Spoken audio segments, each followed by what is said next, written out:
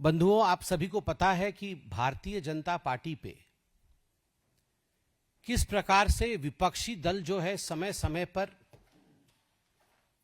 भ्रांति फैलाने की कोशिश करती है, झूठे आरोप लगाती है। कोई कहता है लोकतंत्र की हत्या हो गई, भारतीय जनता पार्टी लोकतंत्र का साथ नहीं दे रही है, तो कोई यह भ्रांति फैलाता है कि अल्पसंख्यकों के विरोधी है भारतीय जनता पार्टी। मगर वास्तविक कहानी क्या है, आज इस महत्वपूर्ण प्रेस कॉन्फ्रेंस के माध्यम से देश के समक्ष भारतीय जनता पार्टी रखना चाहेगी। बंगाल कोई साधारण राज्य नहीं है। बंगाल वह राज्य है, बंगाल वह भूमि है जहां स्वामी विवेकानंद जी ने कहा था, सभी कुछ भूल जाओ। अगर एक मूर्ति, एक प्रतिमा गढ़ना है तो वो भारत माता की मूर्ति, भारत मां की प्रतिमा को गढ़ो। वंदे मातरम कहते हुए आगे बढ़ो और तब तक बढ़ते रहो जब तक भारत माता विश्व गुरु न बन जाए। बंगाल वह भूमि है जहां से वंदे मातरम की गूंज उठी थी। बंगाल अध्यात्म, तप, तपस्या और यज्ञ की भूमि है। मगर आज बहुत दुख के साथ मुझे कहना पड़ रहा है, उसी तप की भूमि पे ममता बनर्जी जी ने जिस प्रकार के शासन को स्थान दिया है, आज का माहौल बंगाल में बंग भंग जैसी स्थिति ही बनाई हुई है। 1905 में आपको याद है, बंग भंग, बंगाल को तोड़ने की जो चेष्टा, कुचेष्टा अंग्रेजों ने की थी, वह कुचेष्टा भी तुष्टीकरण का नतीजा था। अंग्रेज तुष्टीकरण करना चाहते थे और बंगाल को तोड़ना चाहते थे दो भागों में। और आज ये अतिशयोक्ति नहीं होगी और ये पॉलिटिकली रॉन्ग स्टेटमेंट भी नहीं होगा अगर मैं जोरदार तरीके से कहूं कि तुष्टीकरण के नींव पर ममता बनर्जी की चेष्टा है कि बंगाल को अलग थलग कर दिया जाए। आज कभी कभी तो ऐसा लगता है कि is Bengal a different part of India? Is Bengal away from India? क्या बंगाल भारत का हिस्सा है या नहीं? जो भी प्रक्रिया भारतवर्ष में होता है, उन सारी संवैधानिक प्रक्रियाओं पर कुठाराघात करती है ममता बनर्जी और टीएमसी की सरकार बंगाल के अंदर।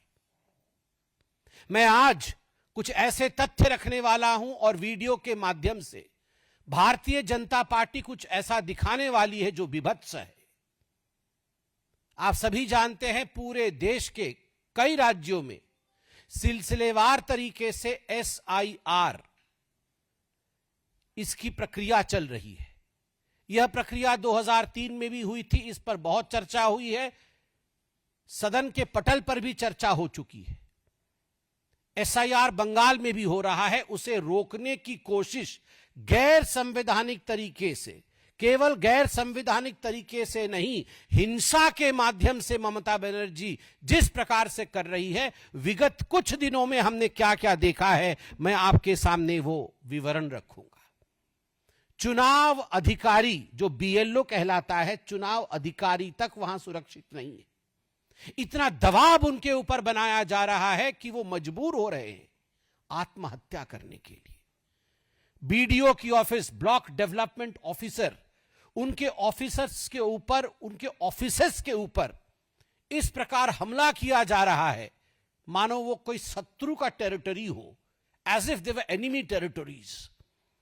फरक्का के अंदर, जो मुर्शिदाबाद डिस्ट्रिक्ट में आता है, बीडीओ के दफ्तर के ऊपर हमला हुआ है। और जब हमला हो रहा था, उस समय टीएमसी के विधायक, एमएलए मुनीरुल इस्लाम वहां मौजूद थे। मुनीरुल इस्लाम के मौजूदगी में फरक्का में बीडीओ के ऑफिस पर हमला हुआ। मुनीरुल इस्लाम ने खुलेआम कहा कि यहां राम से पेपर मांगा नहीं जाता, रहीम का पेपर चेक किया जाता है। ममता बनर्जी जी को मैं कहना चाहता हूं, ये राम और रहीम की कहानी नहीं, ये रोहिंग्यान की कहानी है। आप रोहिंग्यान को बचाना चाहते हैं, बांग्लादेशियों को बचाना चाहते हैं। आप बांग्लादेशी घुसपैठी और रोहिंग्याओं की संख्या के आधार पर जीतने का प्रयास कर रही है, मगर याद रखिए यह चेतावनी है भारतवर्ष का। भारत को खंडित करके, बंगाल को खंडित करके आप कभी विजयी नहीं हो पाएंगी और भारत चुप नहीं बैठेगा। और मैं बंगाल से भी कहना चाहता हूं, अगर चैन से सोना है तो जाग जाओ। चैन से सोना है तो हम सबको जागना होगा। अगर हिंदुस्तान को एक रखना होगा तो हमें एक होना होगा। एक हैं तो सेफ हैं। अगर एक हैं तब हम इस लड़ाई को लड़ पाएंगे। एफआईआर हुआ बीडीओ के ऑफिस के ऊपर हमले का, मगर एमएलए का नाम उस एफआईआर में प्रस्तुत नहीं था। क्यों नहीं था ममता बनर्जी? किसको बचाना चाहती हैं आप? मरीरुल इस्लाम ने कहा था मैं कोई एसआईआर वैसआईआर को नहीं मानता हूं। आप कौन है नहीं मानने वाले? यह भारत का संविधान है। This is the constitutional authority of India which is conducting the SIR. You as an MLA can not say that मैं एसआईआर वैसआईआर को नहीं मानता। एसआईआर के खिलाफ आप आक्रमण करें और आपके खिलाफ एफआईआर भी नहीं हो। केवल फर्क का नहीं, बुधवार के दिन चकुलिया का बीडीओ का ऑफिस जो कि उत्तर दिनाजपुर में आता है, और आप जानते हैं चाहे मुर्शिदाबाद जिला हो चाहे उत्तर दिनाजपुर जिला हो, वहां किस प्रकार से 2011 से 2019 के बीच जनसंख्या परिवर्तन हुआ है, किस प्रकार घुसपैठियों के कारण कहां 70% तो कहीं 50% से अधिक पॉपुलेशन, मुस्लिम पॉपुलेशन की वृद्धि हुई है। यह कोई ऑर्गेनिक वृद्धि नहीं है, यह वृद्धि घुसपैठियों के लिए हुई है। रोहिंग्यान और बांग्लादेशियों की घुसपैठिए से यह आर्टिफिशियल वृद्धि हुई है। उसी उत्तर दिनाजपुर के चकुलिया के बीडीओ के ऑफिस पे सुबह 9:30 बजे 300 लोगों का आक्रमण होता है। 20 लाख की प्रॉपर्टी जला दी जाती है, उसे ध्वस्त कर दिया जाता है। अभी मुर्शिदाबाद में वायलेंस चल रहा है, NH-12 को रोक दिया गया है, सारी रेल सर्विस ठप पड़ी हुई है। क्या भारत का हिस्सा नहीं है? क्या लोग NH-12 पे चल नहीं सकते? ट्रेन जलाई जा रही है तो ममता बनर्जी उसे जस्टिफाई कर रही है। वो कह रही है ये नाराजगी है माइनॉरिटीज की। अभिषेक बनर्जी से पूछा जाता है तो वो कहते हैं नाम कटेगा तो प्रोटेस्ट तो होगा ही। और इतना ही नहीं, आप सब हमारे बंधु हैं। You are the fourth pillar of democracy. If we are a pillar of democracy as the legislature, you are one of the pillars of democracy to uphold the democracy of this country.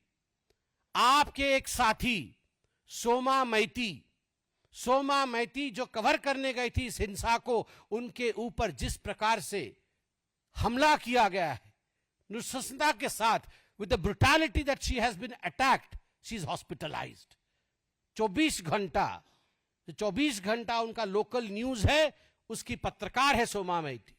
मैं भर्त्सना करता हूं Bharatiya Janata party की तरफ से, किसी पत्रकार के ऊपर अगर इस प्रकार का हमला होता है तो कोई चुप नहीं बैठना चाहिए।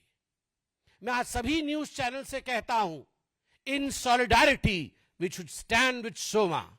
She may belong to any news channel, but if a reporter is attacked, today it is she, tomorrow it may be we. इसलिए एक साथ एकजुट होकर अपने फेटर्निटी के साथ खड़े होने का समय मीडिया के लिए भी आ गया है। 150 जादवपुर विधानसभा एक महत्वपूर्ण विधानसभा है, संख्या उसकी 150 है। 150 जादवपुर विधानसभा में बूथ संख्या 110 में जो बीएलओ थे, एक ईमानदार ऑफिसर थे, उनका नाम अशोक दास है, श्री अशोक दास। ईमानदार बीएलओ अधिकारी। क्या गुनाह किया था उन्होंने? गुनाह इतना किया था, संविधान के प्रावधानों के अनुसार जो काम उन्हें भारत सरकार ने सौंपा, जो काम उन्हें बतौर बीएलओ के सौंपा गया, निष्ठता से, कर्मठता से उस काम को वो पूर्ण कर रहे थे, संपूर्ण कर रहे थे। बदले में क्या मिला? बदले में धमकाया गया, मैं नाम ले रहा हूं, वार्ड नंबर 109 के टीएमसी कार्यकर्ता अनन्या बनर्जी और राजू विश्वास ने उन्हें धमकाया कि अगर एक भी घुसपैठिया का नाम कटा, एक भी किसी का नाम कटा, कागज नहीं हो तो नहीं हो, मगर नाम कटा तो तुम तुम्हारा छोटा सा बच्चा और तुम्हारी पत्नी तक को छोड़ा नहीं जाएगा। जब बार बार धमकियां मिली तो इस व्यक्ति ने, यह है अशोक दास, इस व्यक्ति ने आत्महत्या कर ली। मैं अभी वीडियो देख रहा था, सुन रहा था, अभी एक फोन कॉल, उसकी पत्नी, अशोक दास जी की पत्नी रोकर किसी को कह रही है कि पंखे पे लटक कर मेरे पति की मृत्यु हो गई, उन्होंने सुसाइड कर लिया है, अब मैं क्या करूं? मैं एफआईआर कर रही हूं टीएमसी के विरोध, उन्होंने एफआईआर किया है टीएमसी के विरोध में। और जो करुणा थी उस बहन की आवाज में, आज उस करुणा का सौगंध है कि हमें बदला लेना है लोकतांत्रिक तरीके से। ये जो बंग भंग के लिए प्रयास कर रही है ममता बनर्जी, ये जो मारने, सोनार बांग्ला कहा जाता था, सोनार बांग्ला, आज के रक्ताक्त बांग्ला, भैर बांग्ला, खून हो रहा है बंगाल में, राजनीतिक खून, यह हत्या है। केवल इतना ही नहीं, फेक आईडी, आइडेंटिफिकेशन के लिए फेक आईडी रैकेट चल रहा है। 10,000 से 10 लाख तक आप भारतीय नागरिक बनने के लिए ममता बनर्जी ने दुकान खोला है। रोहिंग्यान भारतीय बन सकता है, बांग्लादेशी भारतीय बन सकता है, और टीएमसी के एजेंसियों ने दुकान खोला हुआ है। तभी तो ईडी ने जब रेड किया तो दौड़ के खुद ममता बनर्जी जाती है। कभी आपने सुना था कोई मुख्यमंत्री दौड़ के फाइल छीन रही है? कभी आपने देखा था यह इतिहास में? क्यों? करोड़ों रुपए का घपला हो रहा है केवल घुसपैठियों को हिंदुस्तानी बनाने के लिए, और यह हिंदुस्तान सहेगा नहीं।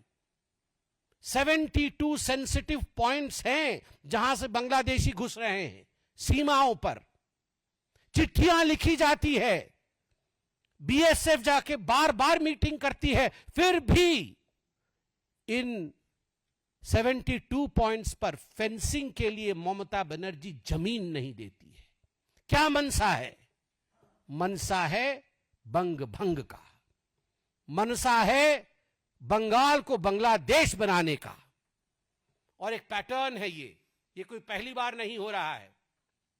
जब सीएए हुआ, सड़क पे उतर के ममता बनर्जी और टीएमसी उतर के आई थी। क्यों? एक हिंदू परिवार बच जाए तो आय हाय काका छीछी, काका छीछी। ये काका छीछी कर रही थी ममता बनर्जी, आपको याद है ना? माइक लेके यहां से काका छीछी, काका छीछी। एक हिंदू बच जाए तो काका छीछी, और एक घुसपैठिए का नाम अगर कट जाए तो अशोक दास को फांसी पे चढ़ा दो।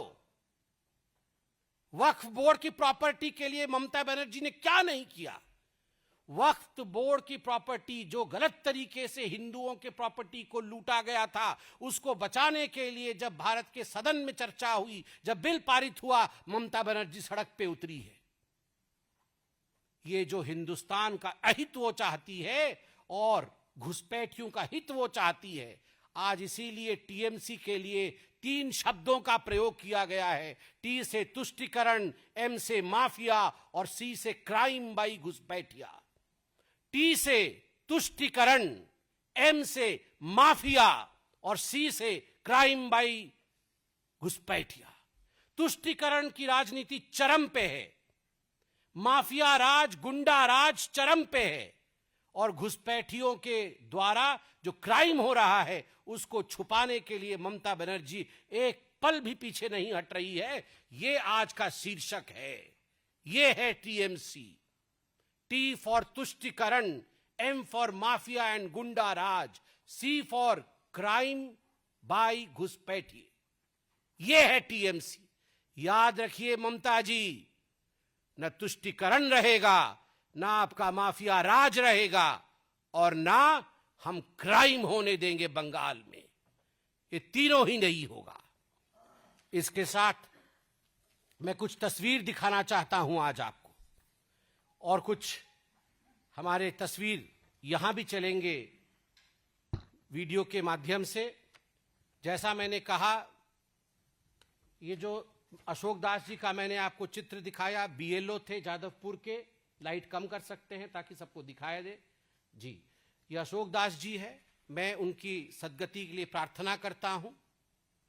बीएलओ थे जादवपुर के, टीएमसी ने हत्या कर दी इनकी, आत्महत्या करवाई गई इनसे।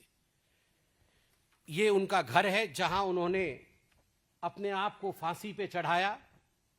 सोचिए उनके छोटे से बच्चे और उनकी पत्नी, धर्मपत्नी पर क्या गुजर रहा होगा। अगर यही किसी बीजेपी राज्य में हो गया होता तो अभी तक ममता बनर्जी सड़क पे उतर चुकी होती और न जाने हमें क्या क्या कह चुकी होती, मगर हम भी चुप नहीं बैठेंगे। आप देखिए उसके पश्चात किस प्रकार बीडीओ के ऑफिस में, ये सोमा जी हैं। ये जो आप तस्वीर देख रही हैं, ये सोमा जी की तस्वीर है। ये 24 घंटा जो वहाँ न्यूज़ चैनल है, किस प्रकार से सोमा जी जो वायलेंस को कवर करने गई थी, उनको पीटा गया, घुसपैठियों द्वारा पीटा गया, टीएमसी के कार्यकर्ताओं द्वारा पीटा गया, और आज उनका ये हश्र है, वो हॉस्पिटल में है। और भी तस्वीर सोमा माइती जी की है ये। और इसके बाद ये जो आप तस्वीर देख रहे हैं अभी, ये तस्वीर मयूरुल इस्लाम का है, जो फरक्का में जिस समय अटैक हुआ। आप देख सकते हैं ये मयूरुल इस्लाम, ये फरक्का के एमएलए हैं, और फरक्का के टीएमसी एमएलए जिस समय फरक्का के बीडीओ के ऑफिस पर हमला हुआ, खुद उस समय वे मौजूद थे वहां पर, और उन्होंने कहा कि राम के नाम को काटा नहीं जाता, रहीम के नाम पर पेपर मांगा जाता है।